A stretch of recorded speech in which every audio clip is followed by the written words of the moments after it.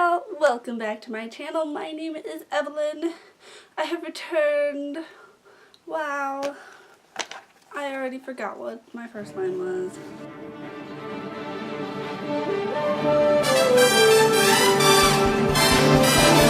Hey y'all, welcome back to my channel. My name is Evelyn and today we're going to be talking about books. So lately, most of my content has been Disney vlogs, Disney related videos. I had an amazing time on my trip, as you probably could tell if you watched them. And I really wanted to be able to look back on it and share the memories with you guys. I will, however, admit that I probably could have spaced them out a little bit more. Sorry about that. I do have a couple of excuses. One, my teammates, group mates, park hopper pals wanted to see them. They were harassing me about getting them up. They subscribed to my channel just so that they could know when the videos were posted. So thanks guys for helping me hit 100 subscribers. I say as if they are watching this video. I highly doubt that they are ever going to watch any other video that I put out. But hey, just in case, hi Cassidy, Josie, Jacob, Benji, if you're watching this video, comment down below, prove me wrong. 2, I've been really gosh darn busy. Senior year is a hell of a thing. I was rehearsing for the musical nearly every day. I was prepping for BPA Nationals, which I leave for tomorrow. Hey California, how you doing? I picked a college, I turned 18, I went to Pride and Prom on the very same day. That was a experience. And I read a lot of books. Yeah. So right now, that's what we're doing. We're talking about 5 of my favorite reads since March, basically. So the stuff I've been reading recently that I really loved and want to talk more about. Yeah!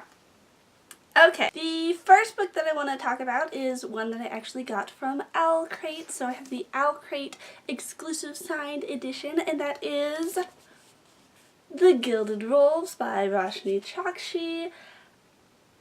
Okay, yay! So this is a historical fantasy, which is something that I haven't read that much of, so that was by itself really cool. It's set in Paris. Love Paris, one of my favorite places I've ever been in the entire world, during the Gilded Era, so like really cool kind of exuberant, extravagant stuff, but there's like this darker underside to just history, but then also the like magical community that is explored in the novel itself. And it follows a guy named Severin. He owns a hotel. He is supposed to have been the heir to this magical, powerful family, but he believes he's been wrongfully stripped of his title.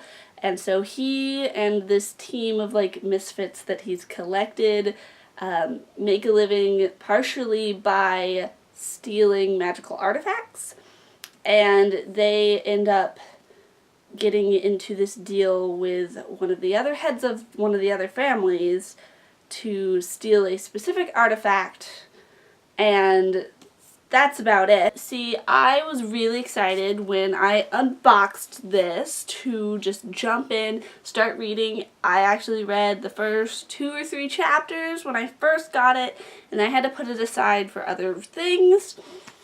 And then people started talking about it online, and there were some people who I trust very much who love this book, and then there are some people who I also trust very much who didn't like this book at all.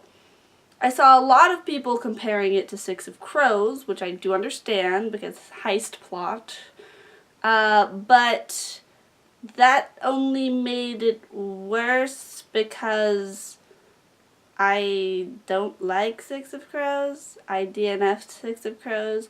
I don't know what it is. Something about Leigh Bardugo I cannot get on board. I was like, wow, if people who like Six of Crows don't even like this book, which has been compared to Six of Crows, I'm gonna freaking hate it, right? But I remembered how excited I was, so I took it with me in the car on my way to Iowa. And I love this book. Oh my gosh, you guys, are you kidding me? This is so yeah, I am on the pro Gilded Wolf side of the debate, which, like I said, a lot of people that I know love who did not love this book. But let's see. Thoughts, reasons behind me loving this. Okay. So, first of all, I said I was reading this in the car on the way to Iowa. I basically, from like chapter 3 on, read this in one sitting, like stopped a couple times to go to the bathroom. That was pretty much it. All I was doing in the car was reading this book. The heist plot is so just fun and fast-paced, and that made it so easy to finish. Diverse cast of characters, really cool setting, absolutely gorgeous descriptions of these magical parties and these magical houses and the hotel that they all live at, and I just loved it from a like world-building detail standpoint. That being said, there are some people who did have a issue with the world building, more specifically the magic system. They didn't like how vague the rules are. And that obviously is really a preference sort of thing, and I actually prefer the way she explains the magic in here versus other more structured systems. Because one of my biggest pet peeves is when magic systems or anything in sci-fi and fantasy is over-explained or explained poorly. There are like some really interesting concepts that I really love the concepts, I really love the characters in the book, but I can't 100% get behind the book because the explanation for whatever thing is happening is so dumb or so convoluted that I just can't. I'm like, it keeps me from being able to suspend disbelief, right? When I have to think really hard about how the rules work, or even don't have to think very hard. It's laid out before me, but it's just so stupid. So I actually really like the magic system in here because it does feel like there's rules, like certain people have certain affinities and certain kinds of magic that they're good at, and there are certain things that you can't in magic, and etc., etc. She stays very consistent within the bounds she has set. She hasn't set very many, but she stays consistent within the rules that she applies to her universe. I don't mind that she doesn't spell it out for us step by step how the magic works. So I know where it comes from, I know how certain people use it, I know what the abilities of my main characters are, and that is all that I need to know. And I can understand how this more vague, less rule-based system would frustrate people. I see where they're coming from. Just personally, I didn't care at all. So if you have heard that the magic system doesn't make sense, it's not that it doesn't make sense, it's just not explained in great detail. Like I said, I love the world building and the glamorous Parisian atmosphere and how everything is written so beautifully, but also there's like this edge of danger, and it's exploring like how some things aren't necessarily exactly how they seem when you first look at them. I love all of those themes, but my favorite part was the characters. I love a good ensemble cast, multi-point of view kind of thing, and you get that in the Gilded Wolves. Every single one of these characters had some sort of part of their identity that I could relate to on a personal level. This cast is also really, really diverse. There are multiple LGBT+ characters in the main cast. There are multiple characters of different ethnicities in the main cast. In particular, I really loved Enrique because he is Filipino, but he passes as white.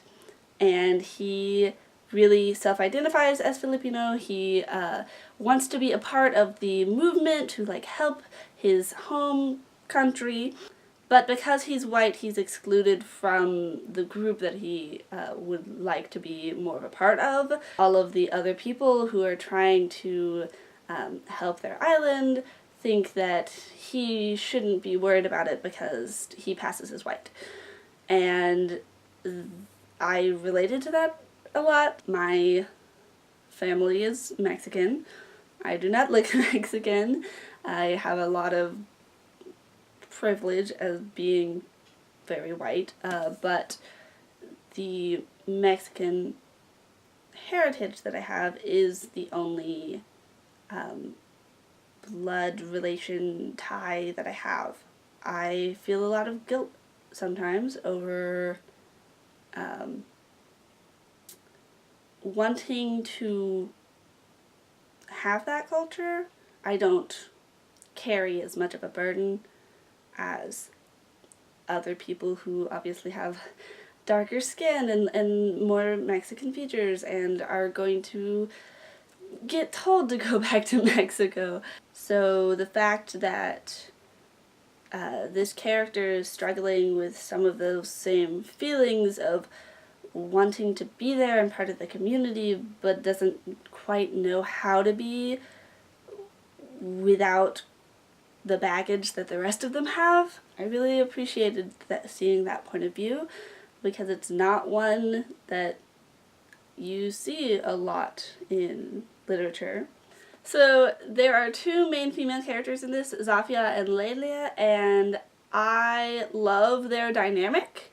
It really reminds me of the friendship that developed between Katara and Toph in Avatar: The Last Airbender, where one of them is more feminine and good with people.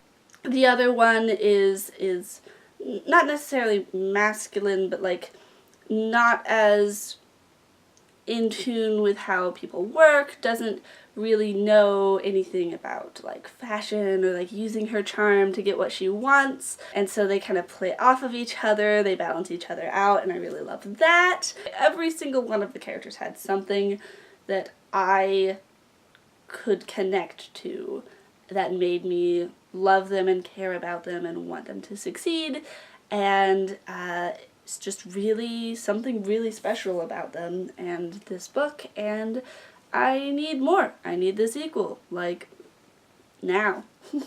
Thank you. So the next book I want to talk about, I actually received an ARC of like the week before it came out through my gig with Barnes & Noble, and that is The Devouring Grey by Christine Lynn Herman. At some point I am going to want to pick up a like finished copy of this, but right now this is all I got. Another book that I absolutely devoured, get it?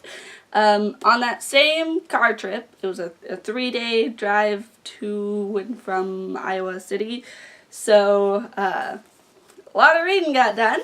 So this book follows Violet Saunders, who I love. Her sister has recently died in a car crash, and she and her mother are moving back to her mom's hometown of Four Paths, New York. And when they get there, Violet learns that she is actually descended from one of the town's 4 founding families. It turns out that being from a founding family in Four Paths is important because they're tasked with keeping the town safe from magical threats. Well, a magical threat in particular, the Grey, which is killing people. And Violet starts developing these powers, her family's powers, but she can't control them, and she needs to learn more about her family's history, but her mother and her aunt are no help. So she actually teams up with some kids from the other 3 founding families, Justin Hawthorne, Isaac Sullivan, and Harper Carlisle, and trying to uncover some secrets about her family and the town's history to try and stop people from dying. I need to work on synopsizing things better. I love this a lot. Once again, characters. Fell in love with the characters right away. They are incredibly relatable. Christine Lynn Herman did such a great job of writing teenagers who react pretty realistically to the weird situations that they're in. I loved these characters. I related to them. Again, I've been each of these characters at one point in my life, I feel like. Although, according to the super cool The Devouring Grey personality quiz that Rhiannon from Crescent Moon Reads made, that I will link somewhere, I'm a Carlisle, which is funny because Harper...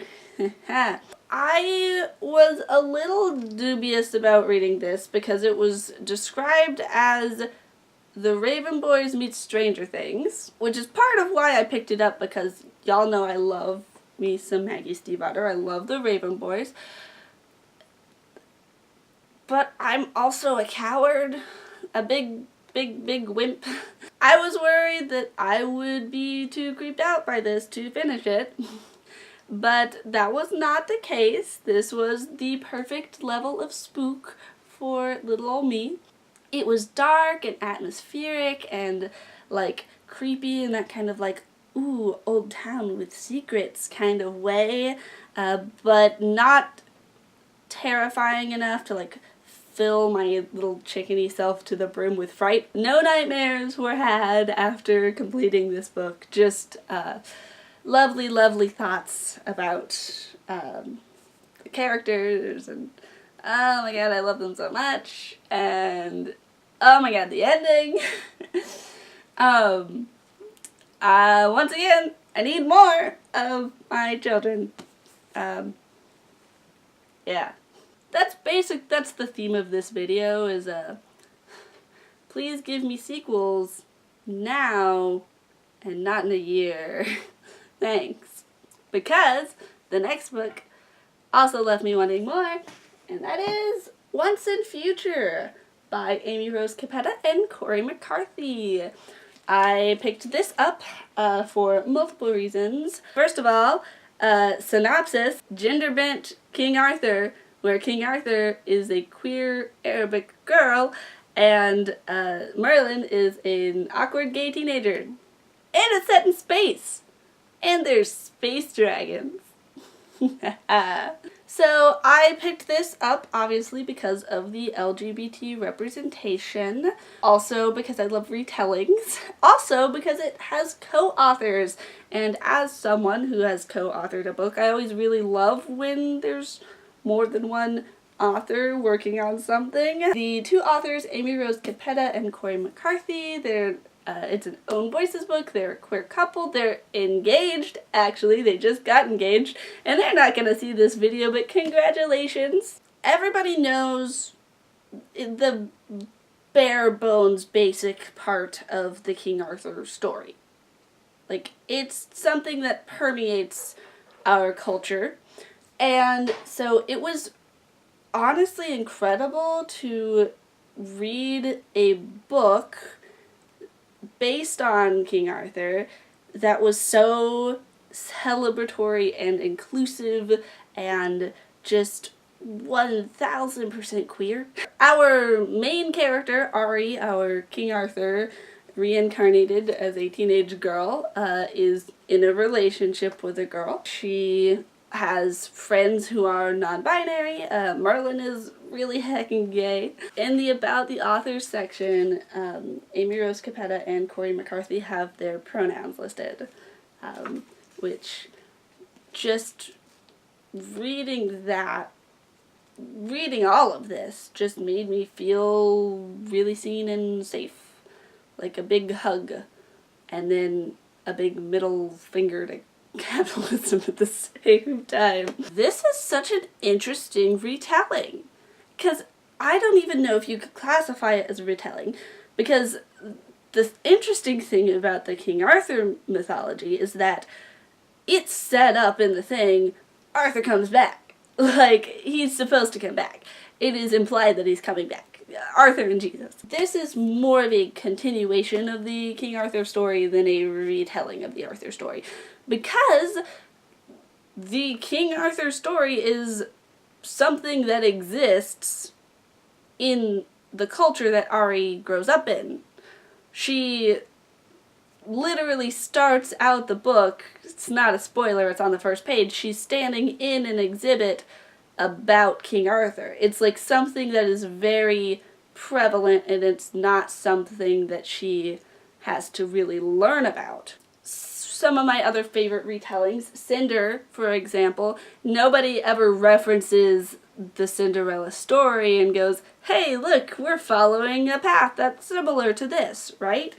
But in Once and Future, not only is the myth part of their world, it's still part of their culture, but Merlin has already relived this cycle a lot. Merlin knows what is going to happen and is always looking out for the signs, the patterns, and at some point in time that is something that is helpful to them, and then at some point in time that is something that blinds him to things that are actually happening. It was just really cool to see a retelling that plays with the characters knowing what is supposed to happen in the story.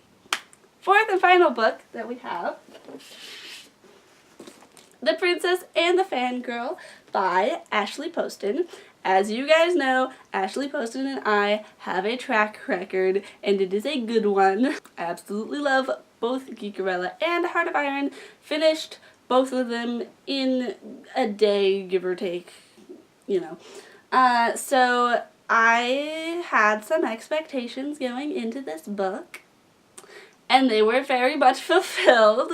I did finish this one in a day as well. So this is a companion novel slash sequel to Geekerella, loosely based off The Prince and the Pauper, which is a story that I'm less familiar with than Cinderella. My only real exposure to it was the Barbie Princess and the Pauper movie. This book, like Geekerella, follows two main characters, Jess and Imogen. Jess, we met actually in Geekerella. She is Darian's co-star in the Starfield reboot. She plays Princess Amara. Imogen is a huge fan of Princess Amara.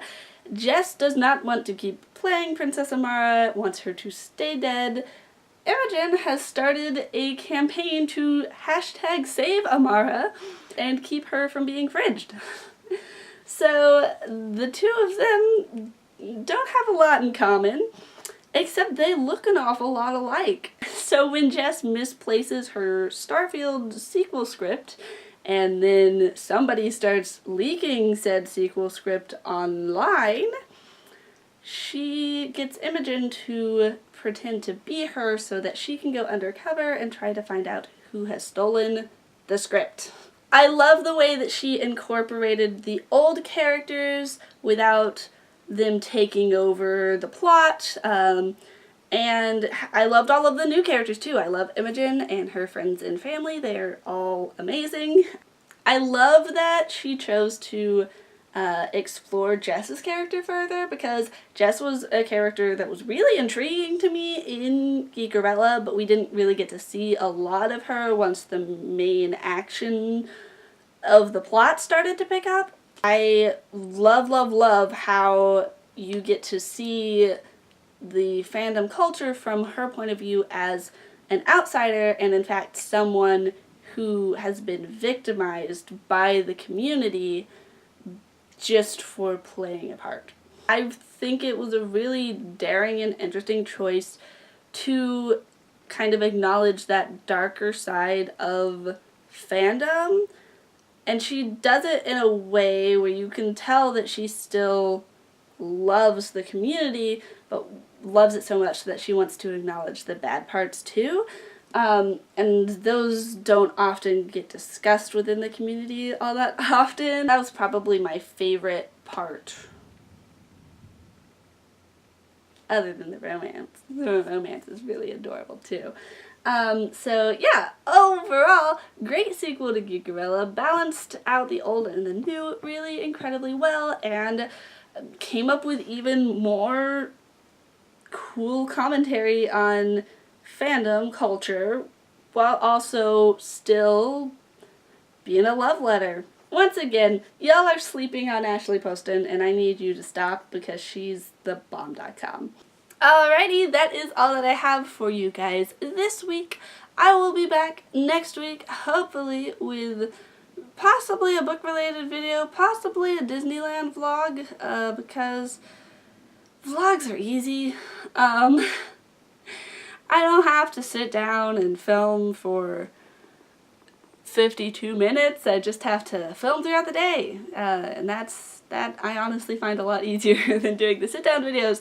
But I love talking to you guys about books, obviously, and I want to start talking a little bit more about movies, TV shows, that sort of thing. So like, hit me up. What do you guys want to see me talk about?